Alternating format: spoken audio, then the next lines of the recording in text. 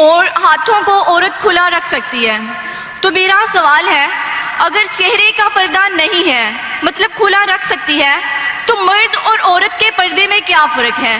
قرآن کی آیت ہے سورہ نور سورہ نمبر 24 آیت نمبر 31 اور سورہ احزاب چیپٹر نمبر 33 ورس نمبر 59۔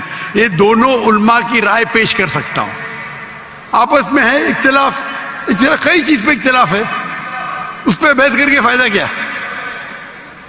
جو علماء کہتے ہیں کہ چہرے کا فرض ہے، وہ یہ بھی کہتے ہیں کہ جو لوگ چہرے کا نقاب نہیں کرتے ان پہ تنقید نہیں کرنا چاہیے، اور جو لوگ سمجھتے ہیں کہ چہرے کا نقاب فرض نہیں ہے اور جو لوگ چہرے کا نقاب کرتے ان پہ تنقید نہیں کرنا چاہیے۔ ہم نے آپ کو لگتا ہے چہرے کا نقاب فرض ہے، الحمدللہ کرو، میں نے کب کہا کہ مت کرو؟ اب سمجھے، جو لوگ کو لگتا ہے کہ چہرے کا نقاب فرض نہیں، لیکن میں یہ کہتا ہوں باقی حجاب تو کرو۔